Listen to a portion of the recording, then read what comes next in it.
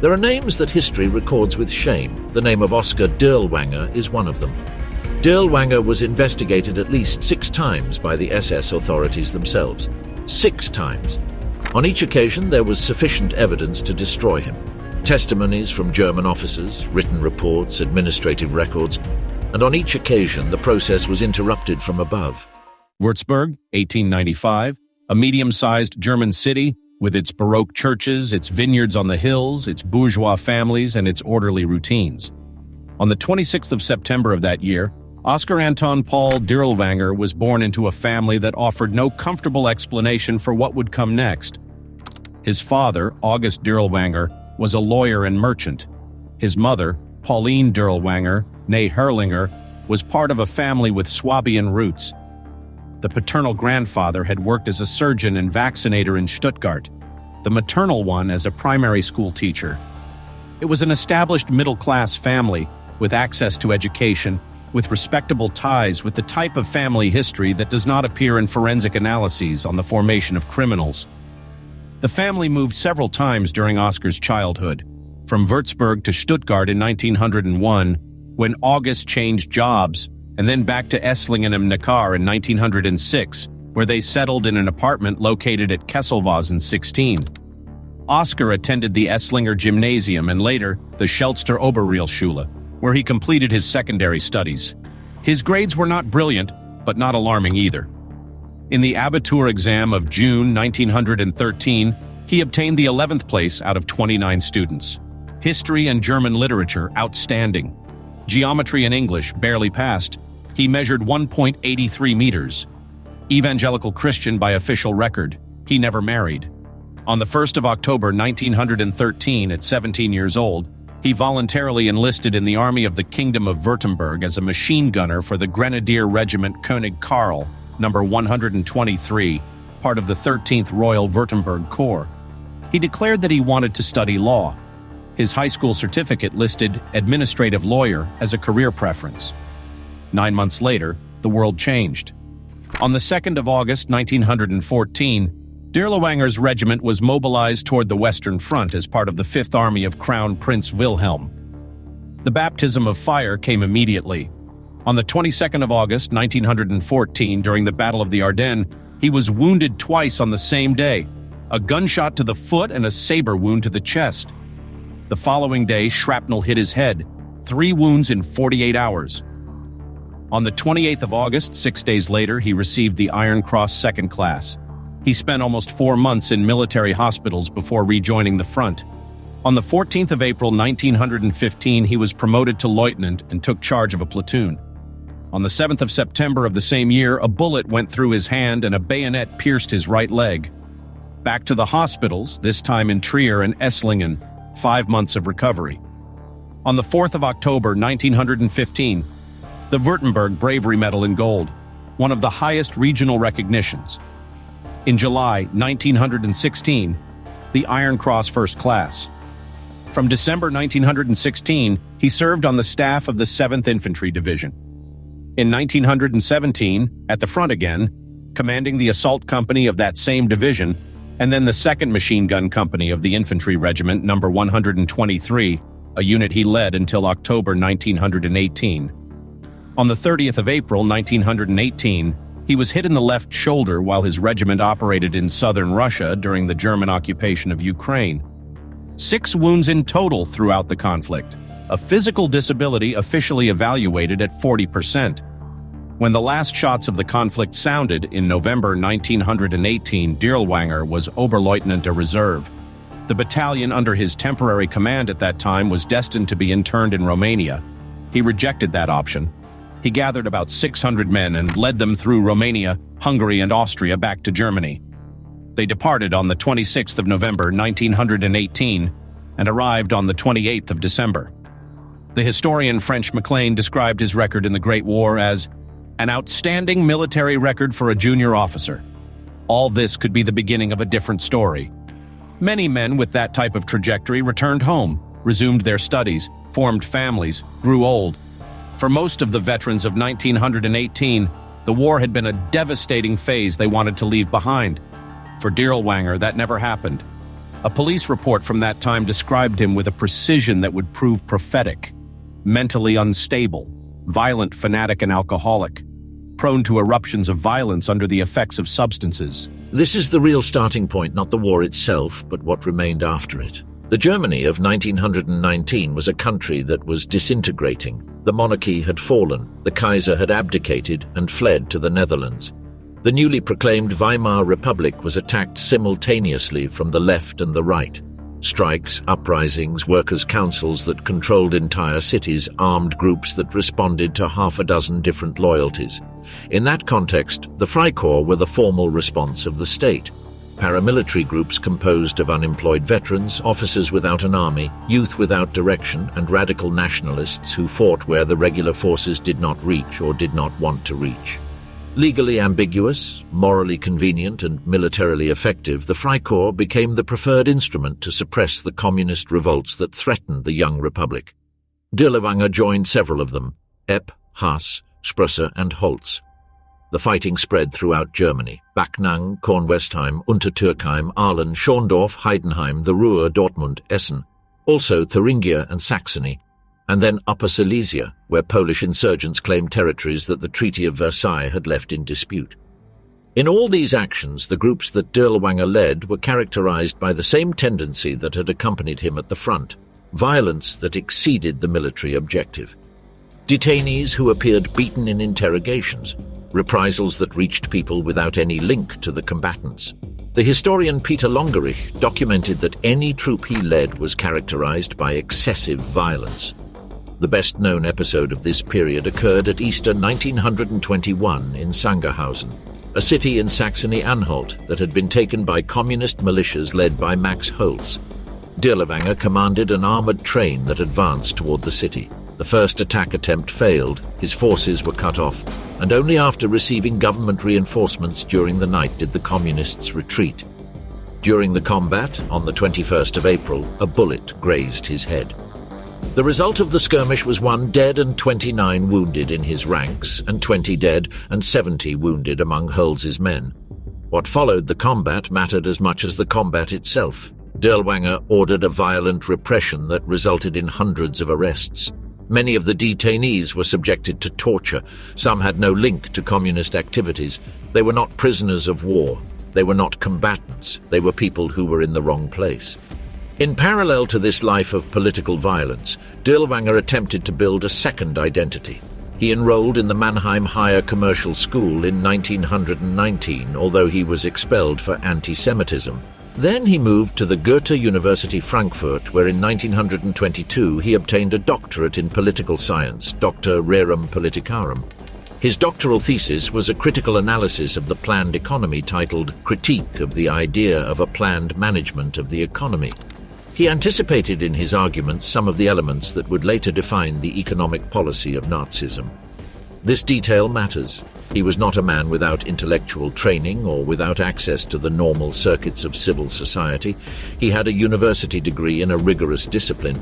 He had the type of credentials that would have sufficed for a respectable career. In October 1922, before obtaining his doctorate, he had joined the NSDAP with member number 12,517.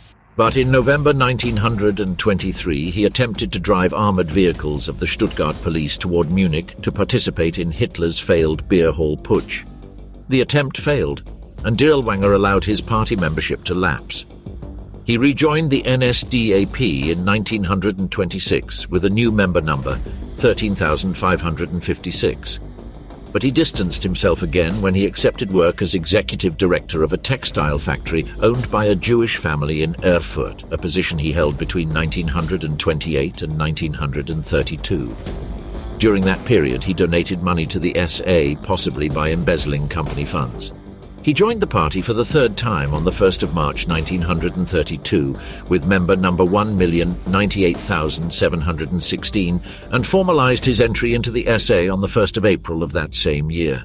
3 party affiliations, a doctorate, several jobs, multiple arrests for illegal possession of weapons, convictions, documented episodes of violence. A man who oscillated between academia and paramilitarism with an ease that made it almost impossible to frame him in any simple category. In 1933, when Nazism came to power, Dirlewanger was 37 years old, had an impressive combat record and a personal trajectory that kept him right on the limit between the useful and the uncontrollable. His place in the apparatus of the Third Reich seemed assured, but he was about to ruin everything. The summer of 1934 was a moment of deep instability in Nazism.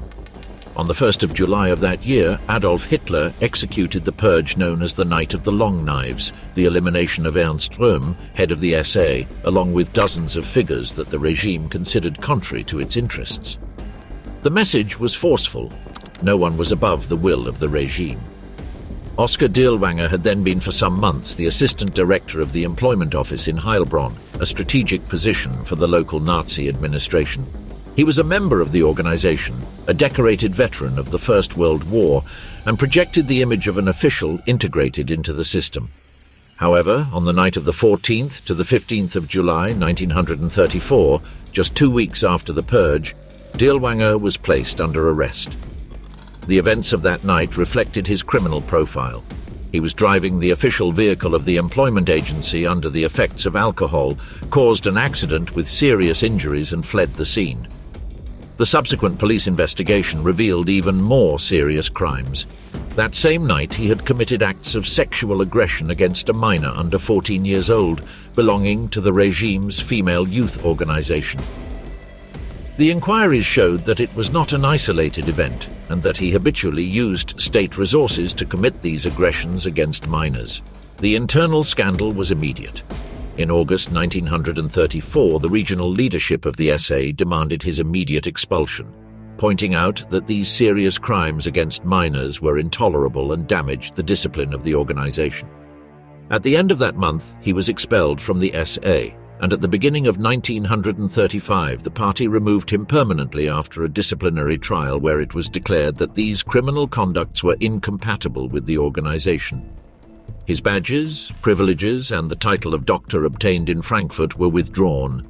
A civil court sentenced him to 2 years in prison for serious crimes, entering the Ludwigsburg penitentiary until late 1936. After serving his sentence, he tried to appeal the judgment alleging ignorance of the victim's age, but his actions aggravated his situation before the local authorities. In 1937, he was imprisoned again, this time in the Welzheim detention camp under the modality of protective custody, a measure of internment without trial used by the regime to neutralize problematic individuals. At that point, his trajectory seemed finished. A convict for serious crimes, expelled from the institutions and imprisoned. However, his network of contacts changed his fate. Gottlob Berger, a high commander of the SS, head of the SS main office, and close collaborator of Heinrich Himmler, intervened in his favor due to their shared past in the Great War. Berger would later justify Dirlewanger's criminal record by arguing his capabilities as a combatant at the front. Thanks to Berger's mediation, he was released from Welzheim and transferred to Spain in April 1937, where he joined the Condor Legion as an instructor in support of the François side during the Spanish Civil War. He remained on the Spanish front for more than a year, suffering combat wounds and receiving official decorations for his military services. Upon his return to Germany in 1939, he used his record of service abroad to request the restoration of his rights.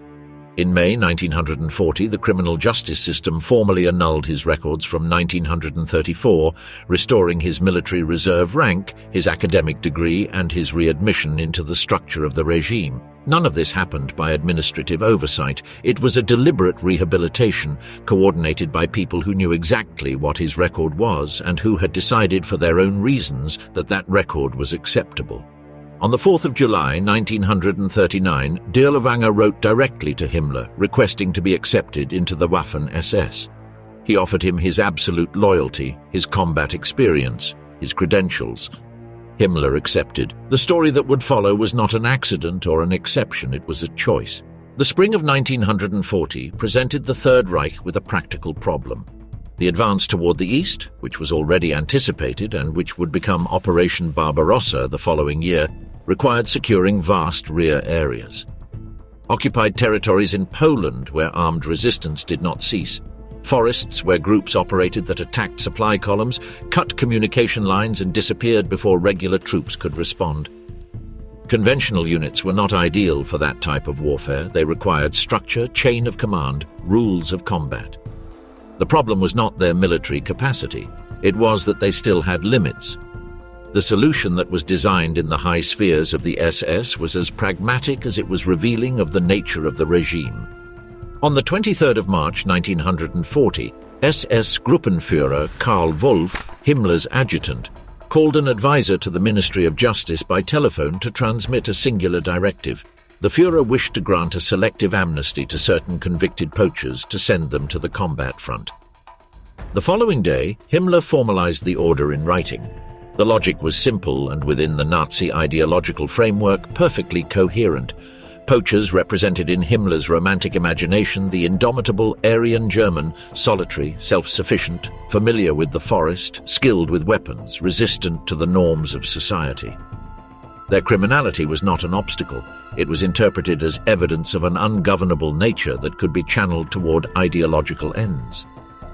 The Ministry of Justice began to compile lists: 220 inmates currently serving sentences, 276 convicts who had not yet entered prison, and 735 with suspended sentences were identified.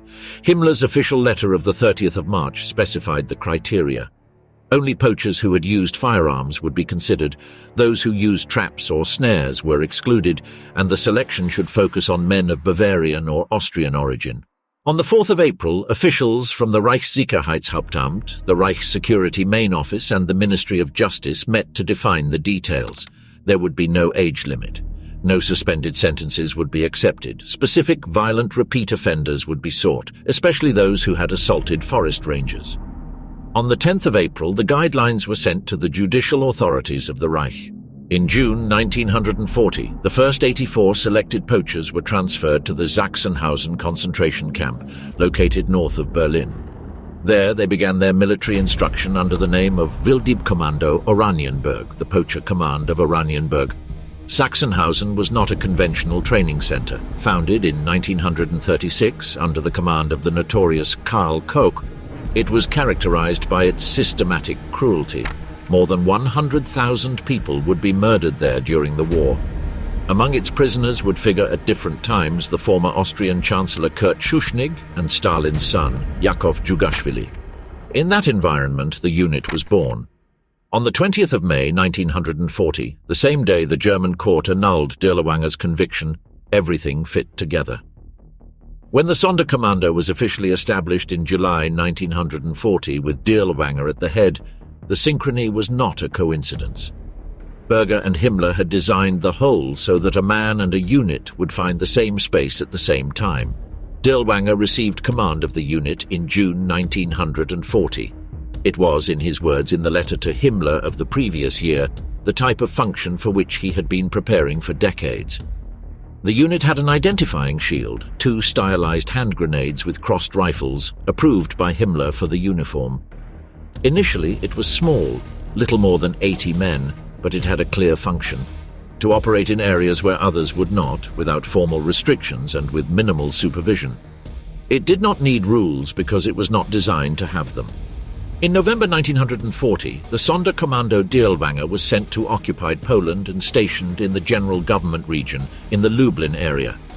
Its first official destination was the Bełżec forced labor camp, which at that time was not yet the extermination center it would be starting from 1942, but a labor camp in which thousands of Jews and Poles were exploited in conditions of slavery under the supervision of the SS. The physical environment of the camp was suffocating. The barracks were wooden constructions without thermal insulation, in which the prisoners slept on platforms without blankets during the Polish winters, with temperatures that could fall to 20 degrees below zero. The work consisted of excavations and construction of infrastructure works, executed without adequate equipment, with work days that extended from dawn until total darkness. The food was insufficient to sustain that level of physical effort. The prisoners died of exhaustion, exposure, and diseases with regularity. The arrival of the Sonderkommando added a different dimension to that already extreme situation. Dirlewanger's men entered the camp regularly. They did not act under any formal interrogation protocol nor within the framework of any specific investigation. They arbitrarily selected men and women.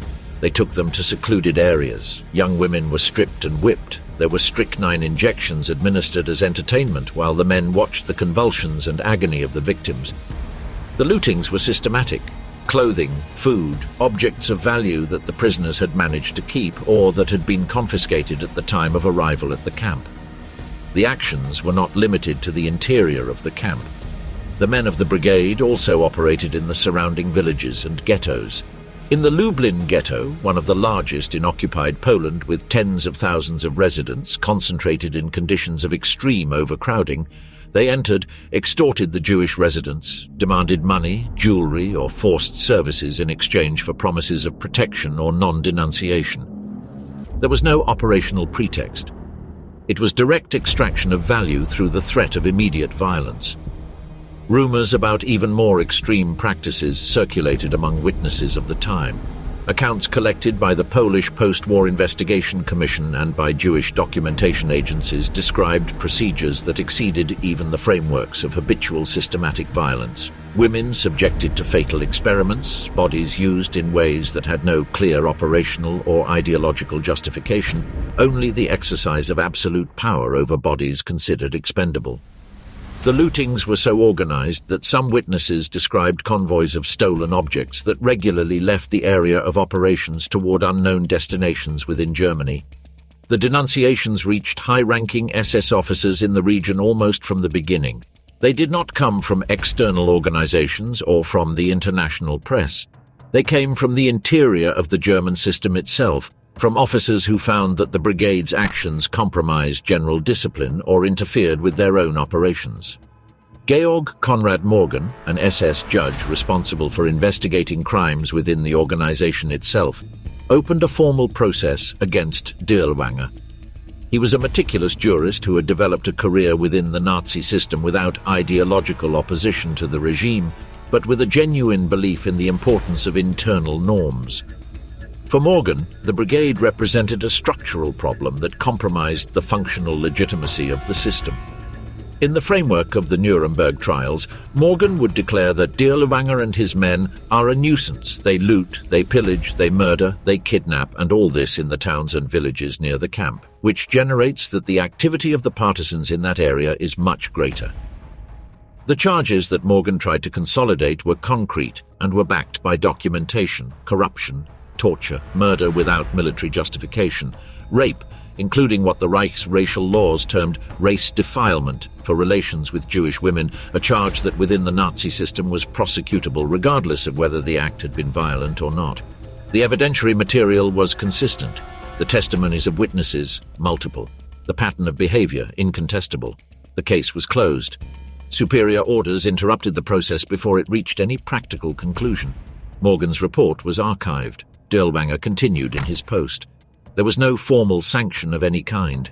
Friedrich Wilhelm Krüger, the SS Obergruppenführer and general of the Waffen-SS, who served as higher SS and police leader in the general government of Poland, one of the most powerful men in the German repressive system on Polish territory, sent a communication in January 1942 that by its frankness is extraordinary, even in the context of the regime's internal records. He threatened to intervene directly if the unit was not withdrawn from his jurisdiction within a week. The phrase he used was precise: unless this group of criminals disappears from the general government in a week, I will go myself and lock them up. An SS Obergruppenführer threatening to imprison a unit of his own SS. The fact that that threat was necessary and that the response was simply to move the unit instead of prosecuting it exactly summarizes the nature of the protection Dirlewanger received. Beyond the actions in the camp and in the ghetto, the brigade extended its operations to the surrounding rural territory. In the Zamość district, southeast of Lublin, internal documents from the security police recorded the participation of the Sonderkommando in the crushing of several Polish resistance cells, mainly in rural areas. The method followed the pattern already established: surround a village, brutally interrogate the men, summarily execute the suspects, set the houses on fire. The women and children who survived were sent to camps or deported to Germany as forced labor. The Dubno ghetto, in present-day western Ukraine, which was then under the administration of the general government, was also the scene of brigade actions during this period. Witnesses collected later described raids in which groups of the unit entered the ghetto without a specific order or protocol, executed people randomly, stole what they found and left without being accountable to any instance. This cycle: internal denunciation, formal investigation, interruption from above, continuation of activity, repeated with a regularity that eliminated any possibility of interpreting it as accidental. There was a logic behind it. Gottlob Berger, Dirlewanger's protector, was at that time the head of the SS main office, SS Hauptamt, with direct access to Himmler and with the ability to block internal processes before they reached real consequences. It was not a sporadic intervention. It was an active policy of protection. And every time the cycle was completed without consequences, it sent the same message down the chain of command: what this unit does has no consequences. In November 1941, while the reports on his crimes accumulated in the SS archives in Poland, Dirlewanger was promoted to SS Sturmbannführer. The promotion was not in spite of the reports. It was simultaneous to them. The message could not be clearer to any observer within the system. The unit continued expanding. To the original poachers were added criminals convicted of more serious crimes, men with histories of assault, armed robbery, rape, homicide.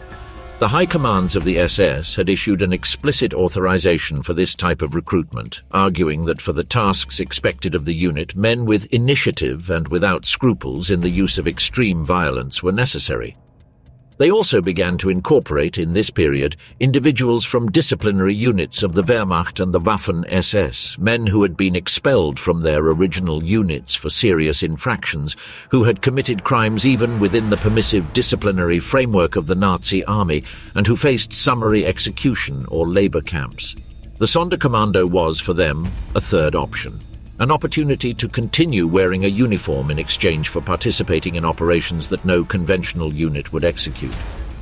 The number of troops already exceeded 200 by the end of 1941. The internal structure had begun to formalize with its own companies and chains of command. But internal discipline remained chaotic and external supervision practically non-existent. By January 1942, the unit was moved to the east. Poland had been, in a certain sense, the rehearsal, the stage where the pattern was established, impunity was proven, institutional protection was confirmed, and the limits, which turned out to be non-existent, were calibrated. Belarus would be the full-scale deployment. Belarus, in 1942, was one of the most devastated territories of the war. The German invasion of the summer of 1941 had razed cities, displaced millions, destroyed complete infrastructures. In the vast forests that covered most of the region, groups of Red Army soldiers who had escaped capture, Jews fled from the ghettos, and local peasants radicalized by the brutality of the occupation had formed a partisan resistance that grew every month. The German authorities estimated the presence of some 23,000 active partisans at the beginning of 1942, and the figure did not stop increasing. The Sonderkommando Dirlewanger arrived in Belarus in February 1942 with the official designation of Anti-Partisan Force. It was attached to the command of the HSSPF, the higher SS and police leader of Army Group Center. Between January 1942 and August 1944, the unit participated in at least 55 major anti-partisan operations. The names of those operations appear in the German archives with their usual bureaucratic precision: Operation Bamberg, April 1942, Operation Cottbus, May 1943, Operation Erntefest, Autumn 1943. Each of them represented a chapter in a scale of brutality that systematically surpassed the previous one. The operational mechanics had been refined during the previous months in Poland. But in Belarus it acquired a different dimension. Entire zones were designated as partisan territory on the German General Staff maps. Any village within that perimeter automatically became a legitimate target. The troops advanced at dawn, surrounding each locality without warning. The inhabitants were gathered in the central square or in open spaces and subjected to a rudimentary selection. Young men and women of working age were separated for deportation as forced labor toward Germany or the occupied territories. The rest, the elderly children, mothers with babies in arms, were executed on the spot or locked in barns, churches, or any available structure that was then set on fire. Those who managed to run out of the flames were shot outside. Dirlewanger had turned this method into a standard procedure. It was efficient, it was fast, and it left little to explain in the reports, which simply recorded the dead under the category of bandits eliminated or neutralized hostile elements. In August 1942, an operation in a village of the region yielded more than 1,000 civilians murdered in a single event. The German documents described it as a successful operation. In June 1943, Dirlewanger informed Himmler that his unit had eliminated 15,000 enemies in 15 months, with only 92 of its own casualties. A later analysis of those same reports revealed that the number of weapons recovered was barely 500, indicating that less than 5% of the victims could have been combatants. Operation Cottbus, developed between May and June 1943, constitutes one of the best documented episodes of this period.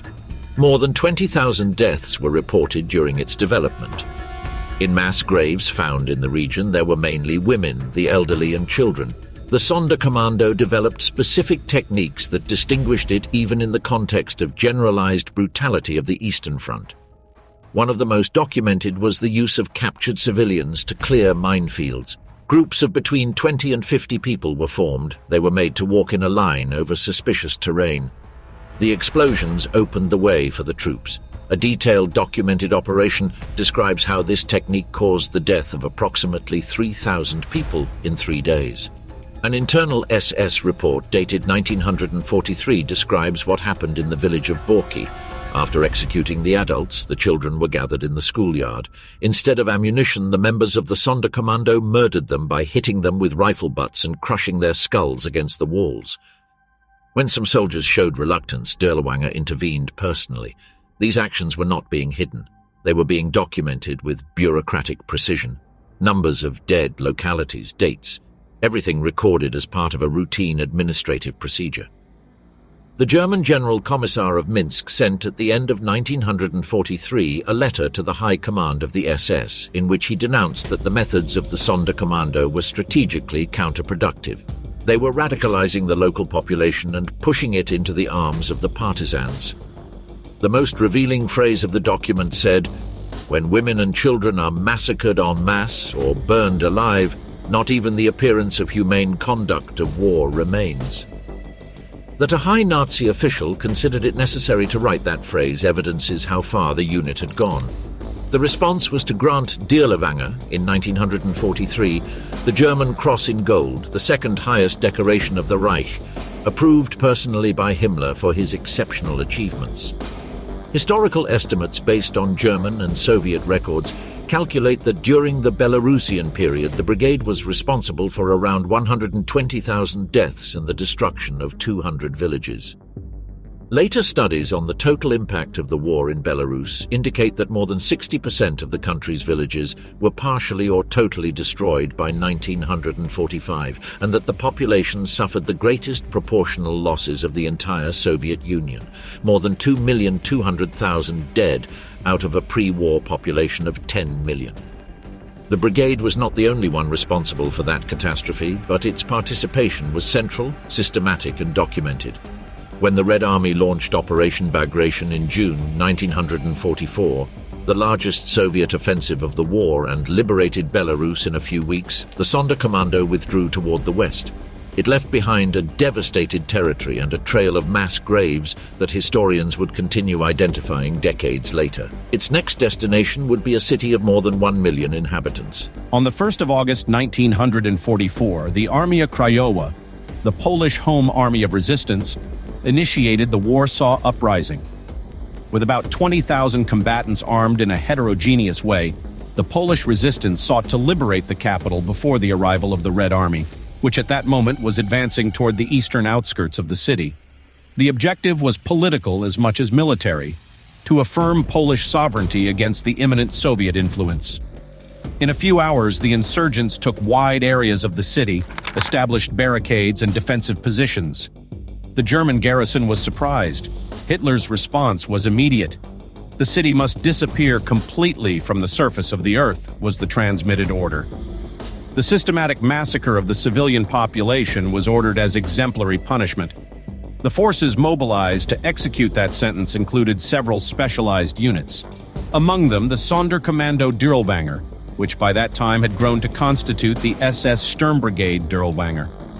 The unit arrived in Warsaw on the 3rd of August, 1944.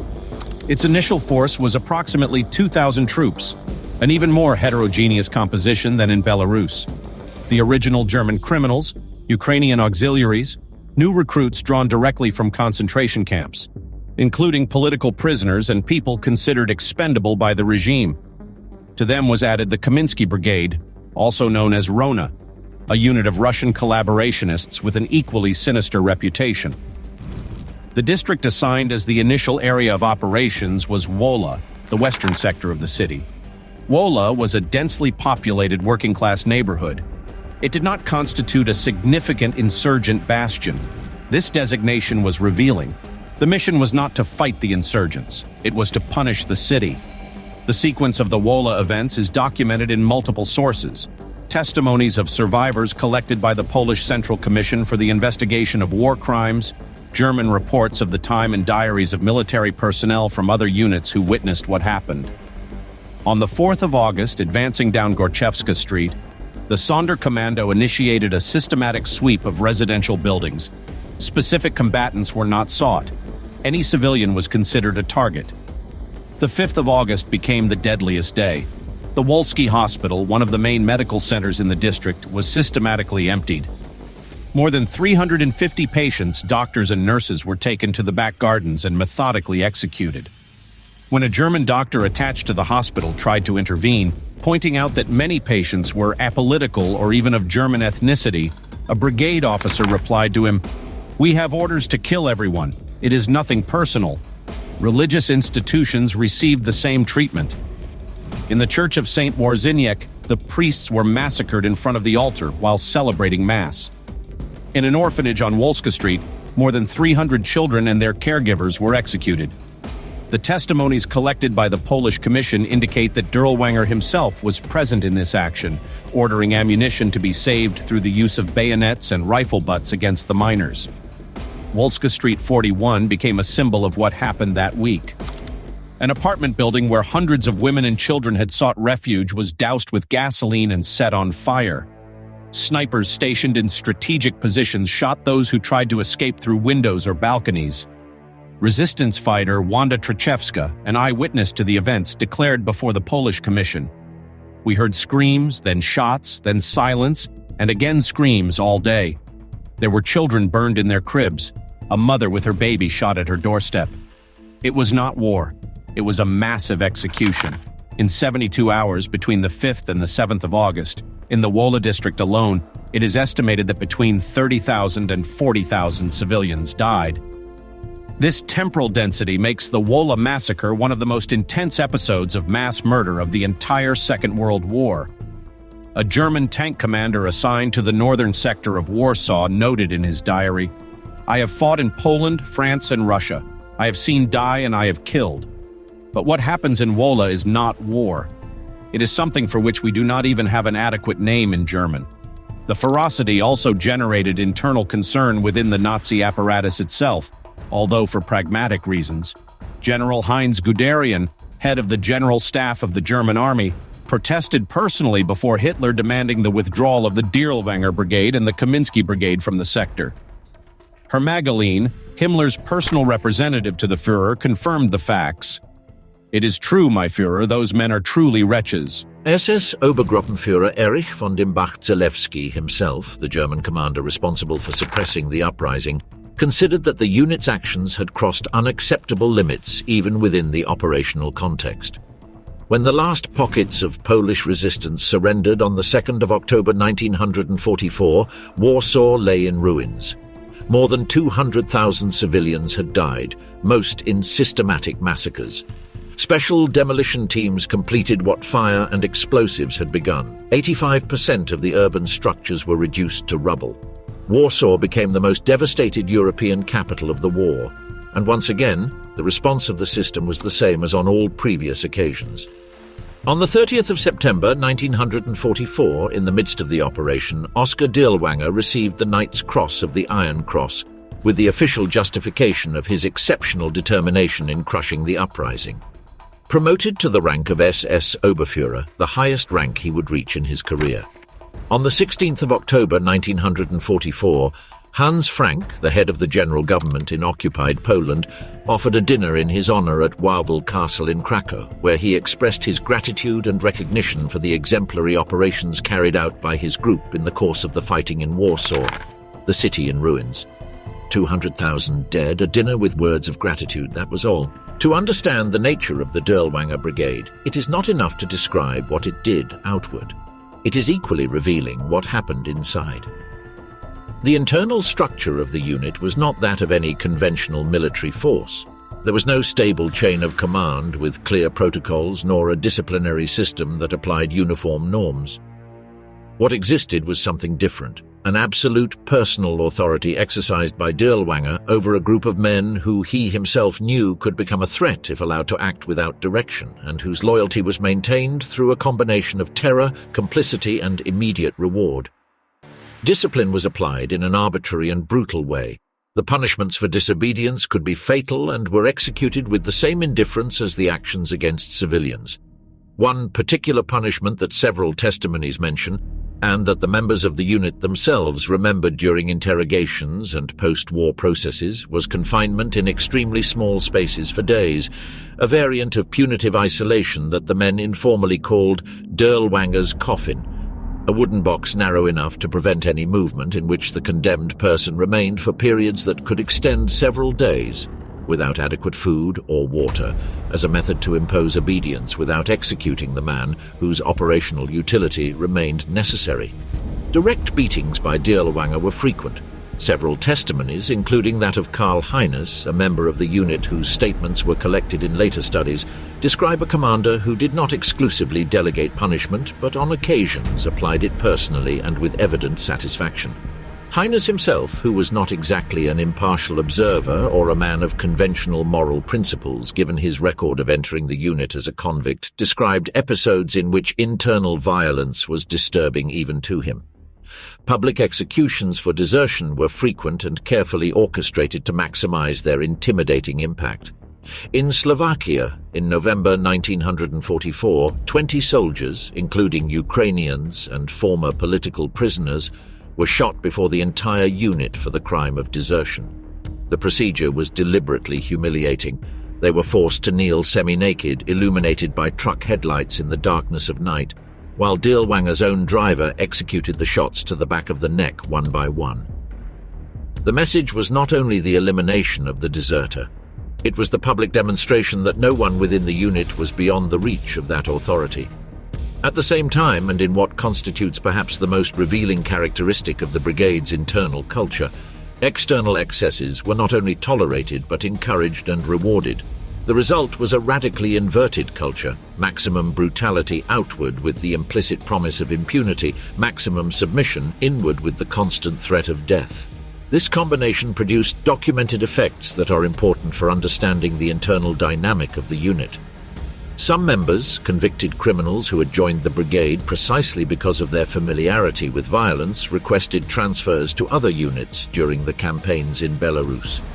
The testimonies collected after the war describe men who had participated in massacres and who still found Dirlewanger's level of brutality personally excessive or unnecessary. It was not a moral objection in any conventional sense. It was a response to something that exceeded even their own frames of reference, developed throughout criminal careers that had led them to prison in the first place. Requests for transfer were rarely granted. The structure of the unit did not favor mobility or questioning. Once inside, getting out was extraordinarily difficult. A medical officer of the Waffen-SS, who was temporarily assigned to the unit in Slovakia during the autumn of 1944, left a testimony that was collected in post-war records and cited in later historical studies. His words capture the internal atmosphere with a precision that no abstract analysis can match. They were not soldiers, they were beasts. They got drunk every night with stolen alcohol. They played Russian roulette with the prisoners to entertain themselves. A non-commissioned officer threw a grenade inside a cell to see what would happen. Another sold captive women in exchange for tobacco. When I tried to attend to wounded civilians who represented no danger to anyone, they pointed a weapon at me and ordered me to withdraw. The internal looting system was highly organized, and this is a dimension of the brigade that historiography has been slow to fully integrate into its analysis. Throughout the years of operations in Poland, Belarus, Warsaw, Slovakia, and Hungary, the unit had developed its own circuit for extracting value from the territories it traversed. Jewelry torn from the hands and ears of those executed, watches, gold coins, small format works of art that could be easily transported, furniture and tools requisitioned in villages, livestock vanished from stables, alcohol confiscated in cellars and warehouses. The booty passed through a distribution chain that included officers who took their share of the product and external intermediaries, some in Germany and others in more distant markets, who placed the objects in black market circuits or stored them for later use. Dirlewanger himself accumulated a considerable personal booty throughout the war. Documents captured by the French authorities after his arrest in 1945 revealed that before the end of the war he had transferred part of that booty through intermediaries operating in Switzerland and Spain, and that he had kept another part with his parents in Esslingen before going underground. This evolution toward an organized parasitic economy was especially pronounced in Slovakia, where systematic pillage acquired a prominence that at times surpassed that of the military operations proper. The unit methodically requisitioned food, livestock, furniture, tools, alcohol, clothing, jewelry. Entire convoys transported these goods toward the rear. In the economy of a collapsing Reich, where the logistical system disintegrated under Allied bombings and the loss of productive territories, units like the brigade received implicit authorization to self-sustain through pillage. Dirlewanger institutionalized the practice by creating an internal system of incentives. The soldiers most active in acquiring booty received preferential access to confiscated alcohol, exemptions from night guards, or access to the women the brigade kept captive at different points of its operations. This last practice, the maintenance of women as sexual slaves, is documented in multiple sources. Dirlewanger himself systematically maintained what post-war documents describe as sex slaves throughout his campaigns. Wikipedia, in its verified biographical entry on Dirlewanger, based on academic sources such as the studies of Knut Stang and Christian Ingrau, confirms this aspect of his behavior as a consistent pattern and not as isolated episodes.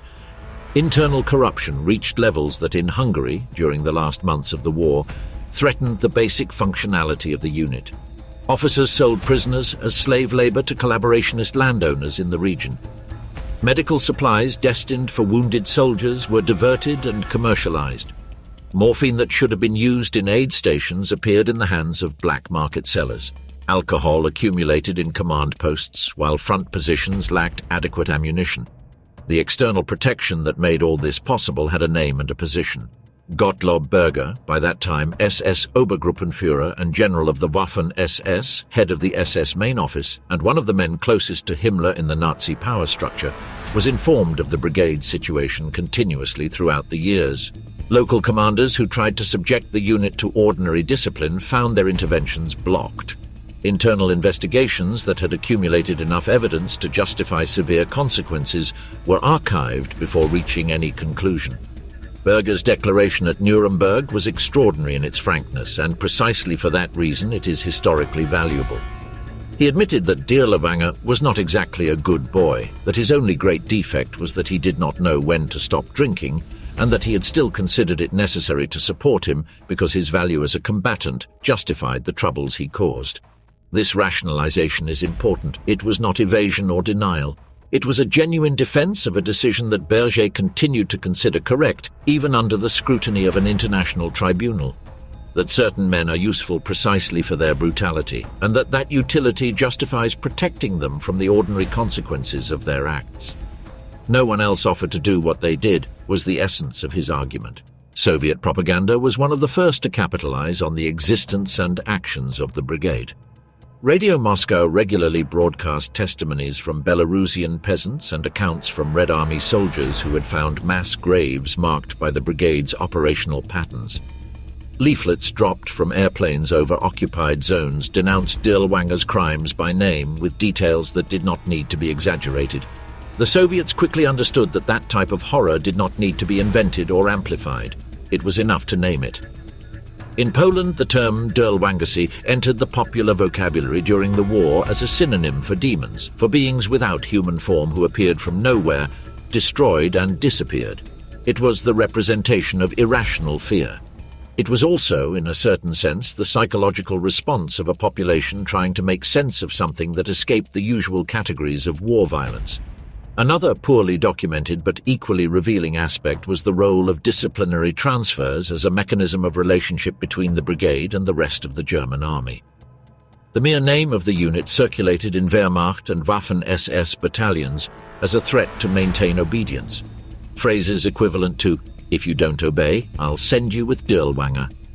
Himmler, far from opposing that use of the brigade's reputation, considered it functionally useful as an additional element of control. Disciplinary transfers were real. Soldiers who had committed serious offences in their original units were sent temporarily to the Sonderkommando as a trial by fire, with the implicit promise that those who survived and demonstrated absolute obedience could eventually be readmitted to conventional formations. Documentation about women in the brigade's environment adds a dimension that completes the picture. Although they did not fight formally, some women participated in the unit's operational environment as informants, collaborators, or forced captives. In Warsaw, the Polish War Crimes Commission collected testimonies about a Ukrainian woman who accompanied Dirlewanger during operations in the Wola district and who was seen directly beating children during interrogations. Another testimony collected by the same commission described collaborating women who marked with lipstick the doors of apartments where Jews were hiding to facilitate the brigade's raids. These references are not incorporated into the account to attenuate the responsibility of the command, which was and remains that of Dirlewanger and the men who executed the orders. They are incorporated because they illustrate something important, that the brigade's culture of violence was not an isolated anomaly of a few individuals, but an ecosystem that attracted, generated, and integrated different types of participation.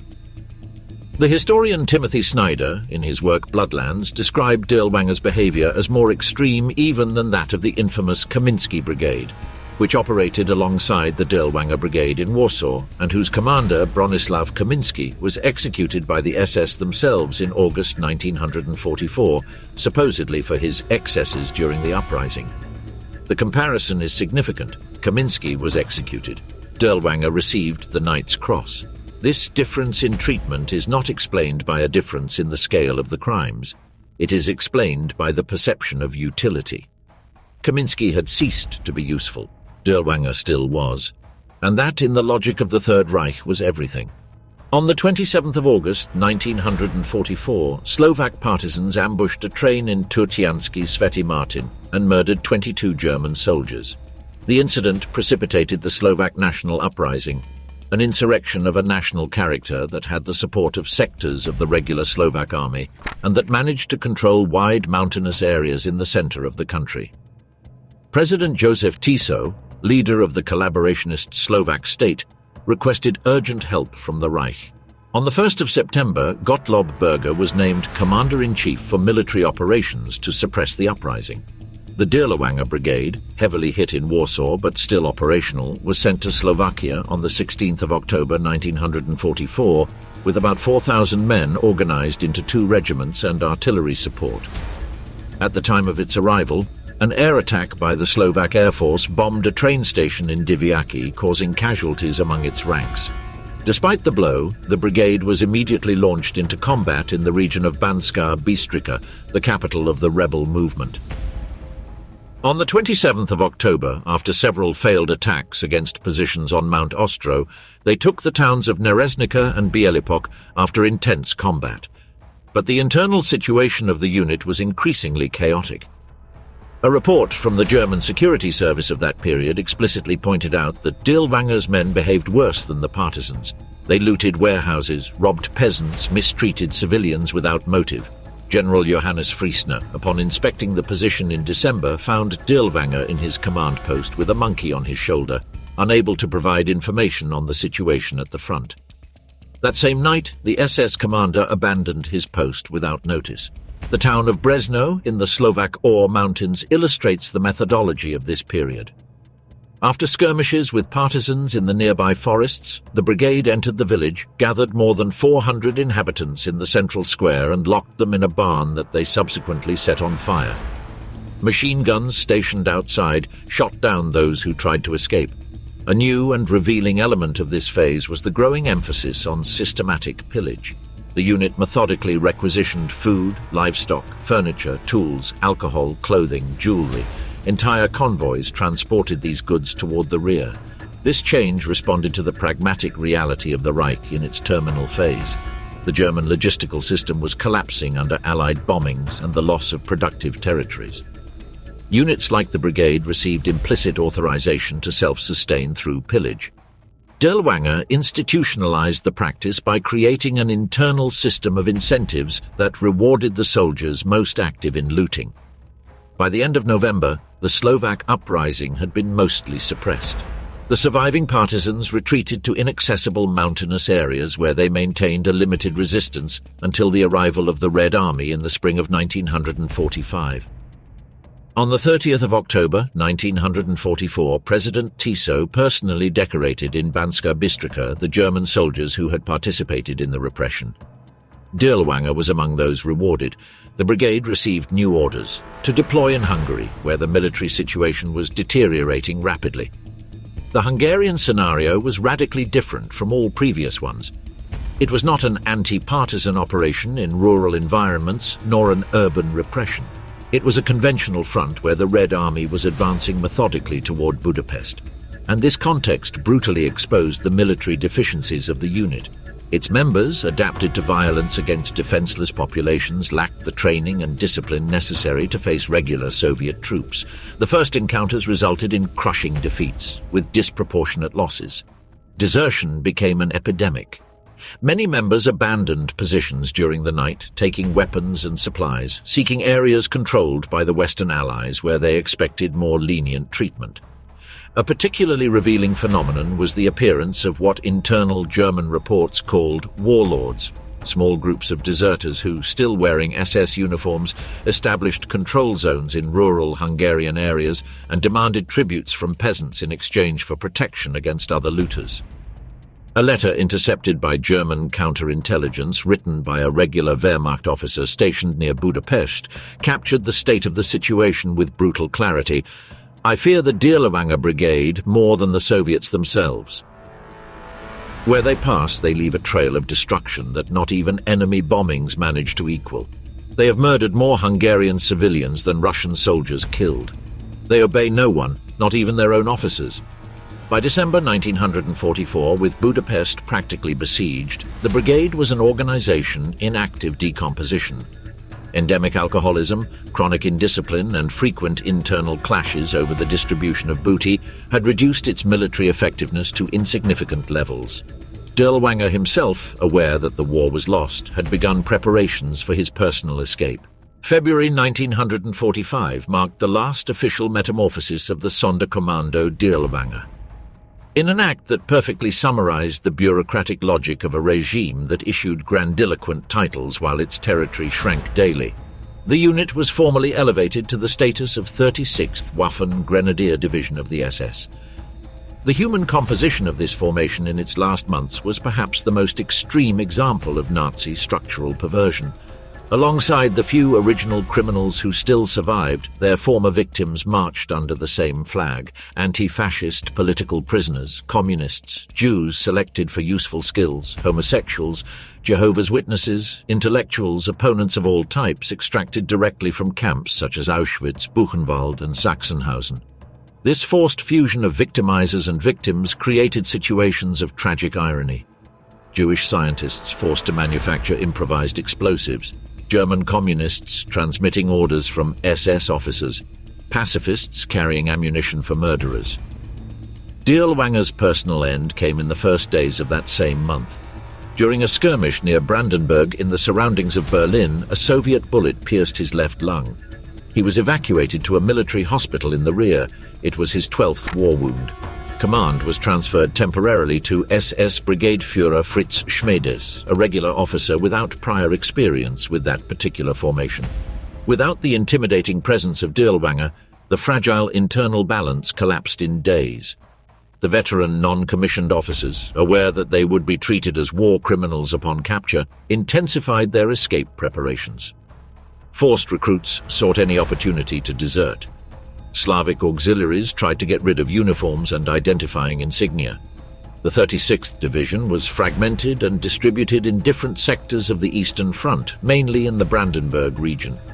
A German General Staff report dated the 24th of March 1945 offers a brutal evaluation. The 36th Division lacks tactical cohesion, basic discipline, and the will to fight. Its units abandon positions without orders, consume ammunition inefficiently, and do not maintain reliable communications with superior commands. By mid-April, with Berlin surrounded by the Red Army, the remains of the former brigade were incorporated into the desperate defense of the capital. Reduced to a few hundred troops, these disconnected groups fought in sectors of the south and center of the city, mixed with Volkssturm units and the last battalions of the Waffen-SS.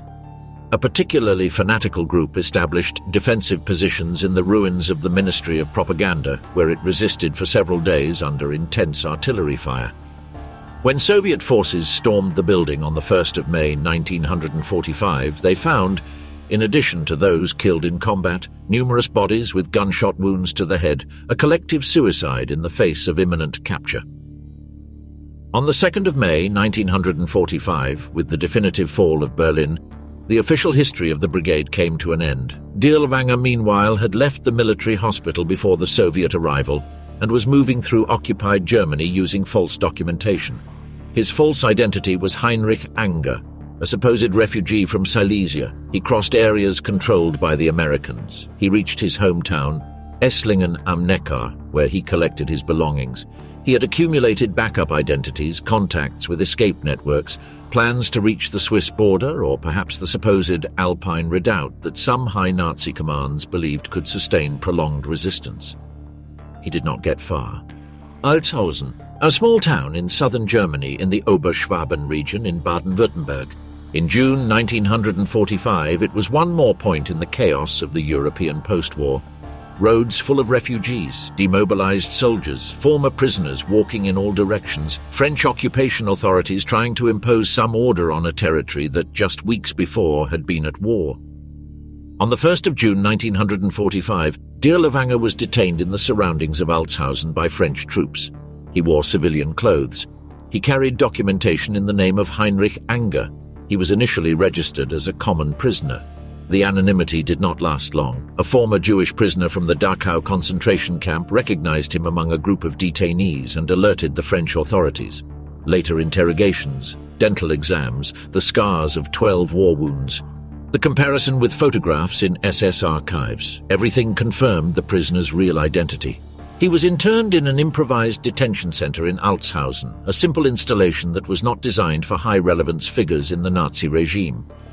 The barracks where he was held had an operational particularity that would be decisive. It was guarded in part by Polish guards, exiles and survivors who served as auxiliaries for the French occupation forces. Polish guards, men whose country had been the scene of some of the worst crimes of the brigade, men who knew Warsaw, Wola, the forests and villages from which the survivors came. Luftwaffe Lieutenant Anton Füssing, a German prisoner of war who shared facilities with Dirlewanger, later declared before the authorities, every night the Polish guards took him out into the hallway and beat him brutally.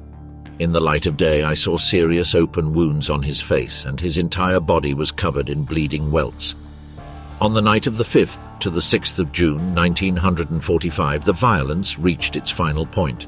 Dirlewanger was taken from his cell, led to an isolated room and subjected to a beating that included hits with blunt objects, kicks with military boots, and according to some testimonies, bayonet stabs, weakened by his recent lung wound, unable to resist. He died on the 7th of June 1945. He was 49 years old. The official French report was notable for its brevity and vagueness. It simply stated that the prisoner was found dead after an apparent dispute between inmates. Official cause of death: heart attack. There were no photographs of the body. There was no public exhibition. The French authorities demanded a closed, sealed coffin with constant surveillance. They feared the body would be desecrated, stolen, or turned into a relic by sympathizers. On the 8th of June, he was buried without a name, without honors, without flowers, without a cross in the Altshausen cemetery. Only the French captain who ordered the burial and the pastor who officiated a brief ritual were present. After the war, persistent rumors circulated that Dirlewanger had survived and escaped abroad, that he had been seen in Egypt serving as a military instructor for the regime of Gamal Abdel Nasser. In November 1960, 15 years after the events, the German authorities exhumed the remains in the Altshausen cemetery. A forensic examination that included dental records and comparison of wounds definitively confirmed that the remains belonged to the former SS Oberführer. The rumors died there. The story of Oskar Dirlewanger is not fundamentally the story of a man. It is the story of a system that decided with complete information and in a deliberate manner that that man was useful. At least 6 formal investigations were opened against Dirlewanger during the war, according to records available in German archives and processed during the Nuremberg trials. In each of them, there was sufficient evidence to justify severe consequences, even within the standards of the SS itself. Testimonies from German officers, reports written by commanders who witnessed the facts, administrative documentation that recorded with bureaucratic precision the number of dead, the localities, the dates. On each occasion, the process was interrupted. Judge Konrad Morgan, who had opened the most complete case against Dirlewanger, declared at Nuremberg that the internal legal system of the SS had been systematically obstructed from above. Morgan was not an opponent of the regime. He was an official who believed in internal discipline as a principle of operation. Even he was neutralized. Gottlob Berger was tried in the Einsatzgruppen case during the Nuremberg trials held in Nuremberg between 1947 and 1949. He was sentenced to 25 years in prison for his role in the administration of the concentration camps. His sentence was later reduced to 10 years. He was released before serving it. He died in 1975. The difference in fate between Berger, who had a trial, and Dirlewanger, who died without any, illustrates how the end of the war did not produce a uniform outcome. Dirlewanger's death in custody without trial was also, from a historical perspective, a loss of information.